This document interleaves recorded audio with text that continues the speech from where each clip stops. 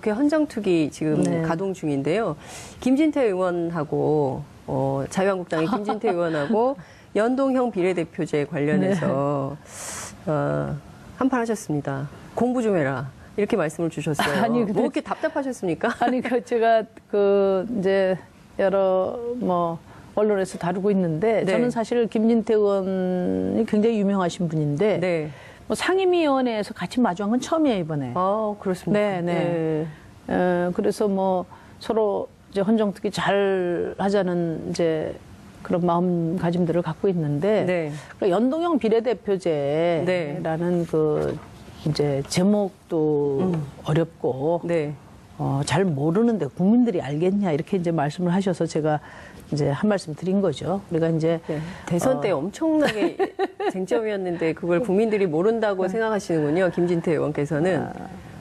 왜냐하면은 우리가 네. 개헌도 그렇고 선거제도 논의가 네. 어제 오늘의 일이 아니지 않습니까? 그렇습니다. 20년의 역사를 갖고 지금 한 발짝도 못 움직이고 있는 상황이니까 네. 저분이 이제 논의 시작을 해야 되는데 논의를 가로막는 네. 게 아닌가 그런 생각이 있어서 제가 한 말씀 드렸어요. 뭐라고 하시던가요? 공부 좀 하라고 하니까. 사실은 저도 이제 선거제도 각국 선거제도가 어떻고 의원 수가 몇 명이고 늘 중앙선관위 네. 한테 와서 좀 보고 좀 해주라 이렇게 해서 공부도 하고 그래서 그분은 이제 헌법 특위였어요. 네. 정개특위가 아니니까 네. 잘 모를 수도 있죠. 그래서 그러면은 모른다는 것 때문에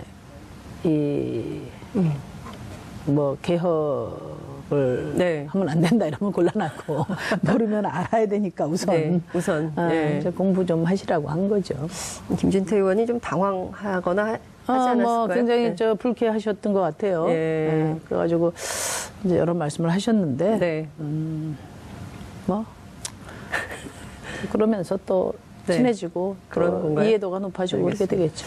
개헌과 관련해서 사실 지금 민주당 또는 이제 정부도 그렇고요. 그리고 원래 지난 대선 약속도 하신 바 있고요.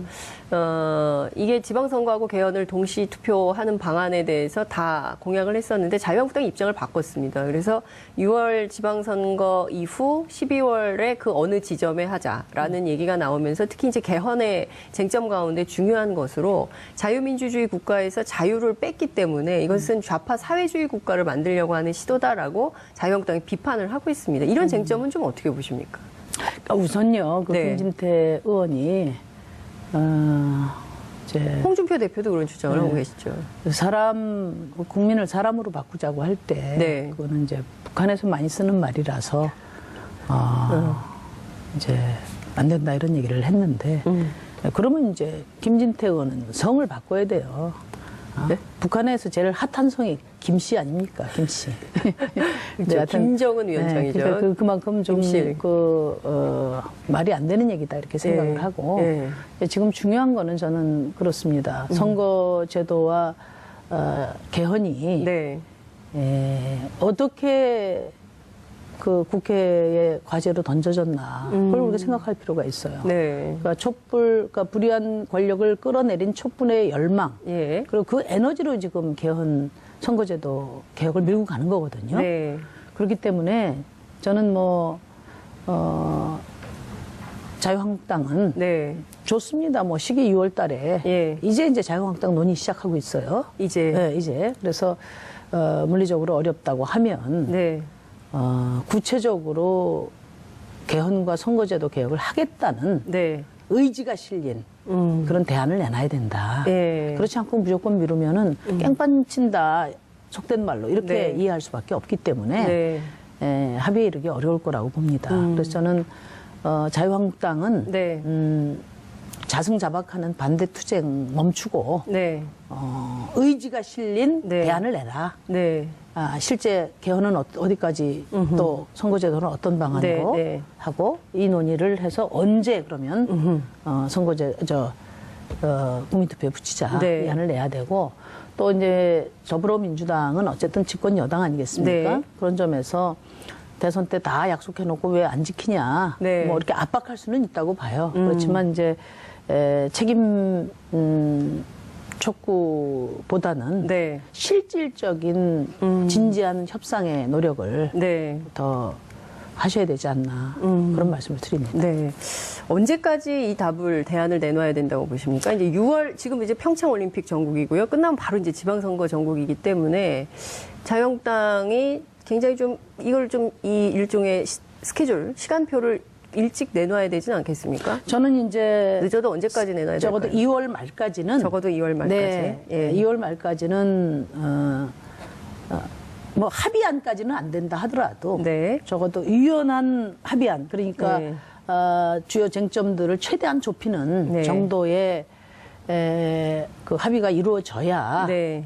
국민투표 시기도 에헤. 합의가 가능하지 않겠냐 네. 이렇게 생각해서요. 제가 지금 네. 워낙에 이제 헌정 네. 특위 전에 개헌특위나 정개특위가 가동되고 있었지만은 네. 이게 뭐 정당 간의 대결 정치로 한 발짝도 못 나갔잖아요. 네. 그래서 제가 민심연대 정치개혁 네, 네, 네. 모임을 만들었습니다. 그렇습니다. 그래서 예. 여기서 뭐 공식 테이블에서는 서로 평행선만 달리고 네. 치고받고 하지만 네. 이 테이블 밑으로는 물이 흐르고 있다는 것을 가능하다는 것을 보여줄 필요가 있어서 제가 서둘러서 만들었고 네. 2월 중순까지 예. 조금 유연한 네. 합의안을 제시하려고 합니다. 네. 그러니까 유연한 합의안이라는 것은 단일 안으로 네. 문구까지 통일한 정도의 단일안을 저희가 만들 수도 없고 또 저희 권한은 아니죠. 네. 그렇지만 이 정도의 범위에서 네. 이제 협상해서 좁혀라. 이런 식으로 논점을 최대한 좁히고 네. 그다음에 국민의 뜻을 반영해서 네. 선거제도와 권력구조 이게 핵심이거든요. 그렇죠. 이 두 분야에 대한 합의의 범위를 네. 제시하려고 합니다. 근데 크게 이제 권력구조 개편과 관련해서는 사실은 그 양당, 특히 이제 큰 당 두 당이 입장이 좀 갈리고 있어서요. 과연 합의를 볼 수 있겠냐. 이 논점 핵심 포인트가 아니냐라고 얘기가 나옵니다. 그러니까 이제 어제도 헌정특위가 있었어요. 네. 아니, 그저께 헌정특위가 있었는데 네, 거기서도 수요일 다 날, 하는 예. 얘기가 지금 뭐 기초토론은 사실 다 돼 있다. 지금 중요한 것은 기본권과 지방분권이 이번 개헌의 핵심 과제이긴 하나 네.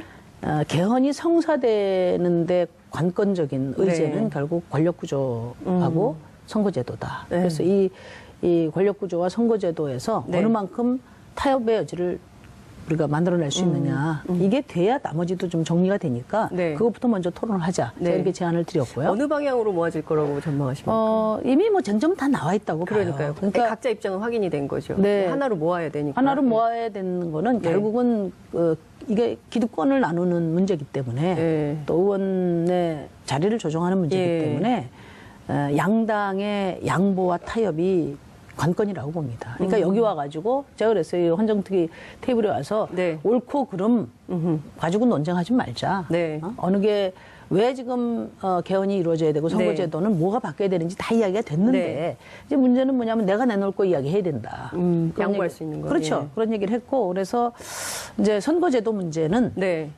기본적으로 비례성이 가장 큰 문제이기 때문에 연동형을 채택해야 된다. 네. 그럼 결국 이제 의석수 문제가 되니까 네. 의석수를 어렵더라도 국민들에게 네. 과감한 특권 내려놓기 방안과 네. 함께 국민들을 설득하는 네. 방법이 있고 네. 아니면 의석수를 고정한 상태에서 네.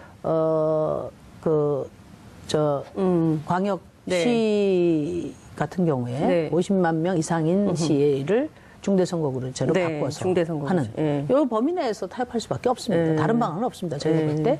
그다음에 이제 권력구조 문제는 네. 결국은 이제 그 총리 추천권 또 네. 추천권이라니까 선출권이라고 해야 된다고 이야기하는데 예. 저는 뭐 50보 100보라고 예. 보고 그것을 중심으로 해서 네. 결국 이제 감사 기능과 예. 예산권 문제를 어떻게 조정하느냐 하는 문제라고 봐요. 네. 그래서 이 부분과 관련해서 권력 구조 문제는 지금 집권당이 권력을 갖고 있으니까 더불어민주당에서 어디까지 열어놓을 네. 것인지를 생각해야 되고 네. 또 선거제도 문제는 결국은 의회로 권한을 가져온다는 건데 의회가 지금 같은 불신을 갖고 네. 받아올 수 있냐. 그러니까 그렇죠. 의회 개혁 방안에 대해서 선거제도 개혁 방안에 대해서 안을 내라.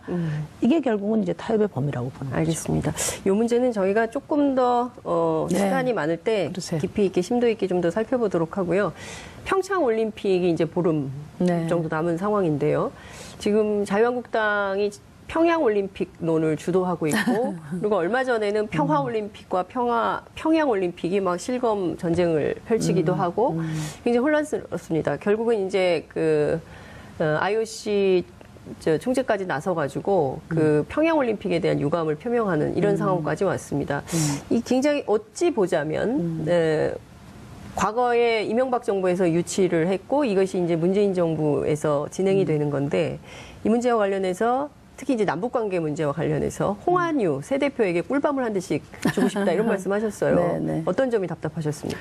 그러니까 지금 이제 평양 올림픽 논쟁도 마찬가지인데요. 네. 뭐 정쟁과 대결 정치 문화가 일상화돼 있긴 하지만 네. 그래도 적어도 국익이라는 이름 아래서는 네. 협력까지는 안 된다면 뭐 정쟁 중지라도 네. 해야 된다는 것이 그동안에 정치권에서 갖고 있는 상식 같은 거였습니다. 네. 근데 지금 평창 올림픽을 앞둔 네. 이런 이제 야당의 공세는 저는 대한민국의 그 정치 수준을 네. 전 세계에 부끄럽게 만드는 그런 참 도를 넘은 행동이다 이렇게 생각합니다. 네. 그리고 IOC에서 나서서 네. 정말 평화 올림픽이 되도록 네. 여러 가지 파격적인 결정을 해줬는데 네. 우리 국익을 위해서 한반도 평화를 위해서 전 세계가 그렇게 노력을 네. 하고 있는데 네. 거기다 대고 계속 지금 네. 색깔 공세를 하고 예. 이건 뭐 최후의 발악 같은 생각이 들어요. 최후의 발악 그러니까 이분들은 자신들의 당리당략을 위해서 네. 평화라는 올림픽 정신조차도 네. 마구 지금 훼손하고 있는 겁니다. 전 세계를 향해서 네. 지금 자유한국당의 네. 그런 참 이렇게 말씀드리기 그런데 뭐 좋게 말하죠. 자유한국당의 이 부족함을 전 세계에 지금 홍보하고 계신 것이다. 그렇게 생각합니다. 자유한국당의 부족함을 전 세계에 홍보하고 있다. 네, 네. 네. 좋은 말을 쓰시려고 굉장히 노력을 하시는 것 같다는 생각이 좀 듭니다. 시간이 많지 않아 가지고요.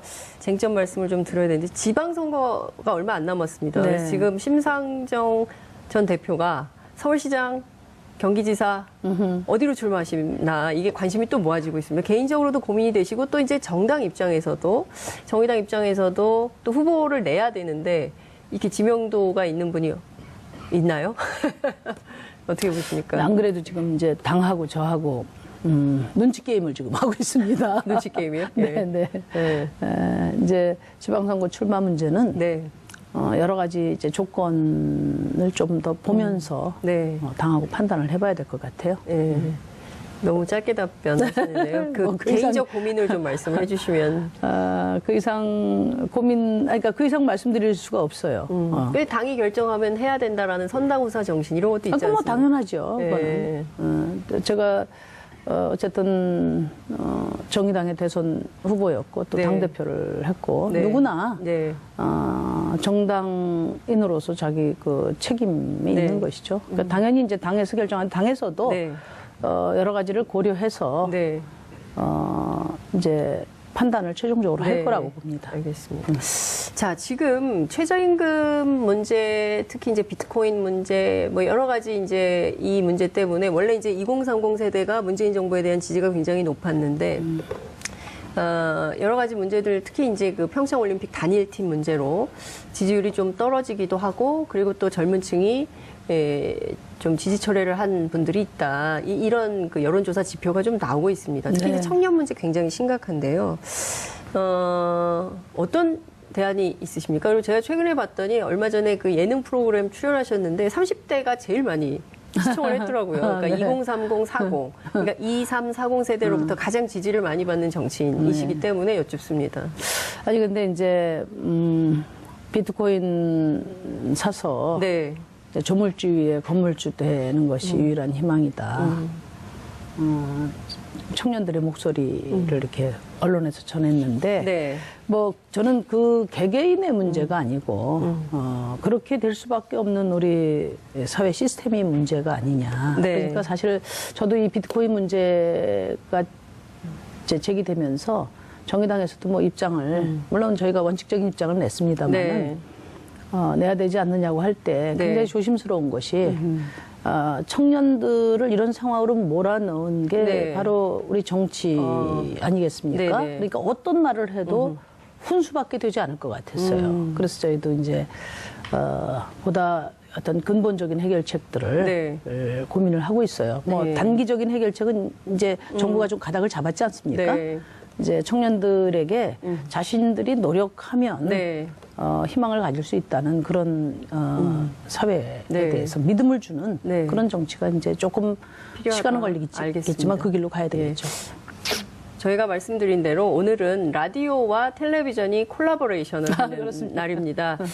지금 아마 허리케인 라디오 부스에서 최일구 앵커께서 내려오고 계시는 중일 텐데요. 내려오시는 대로 모셔서 저희가 함께 얘기를 좀 나눠봐야 될 것 같습니다. 계속해서 집중 시청을 해주시기 바랍니다.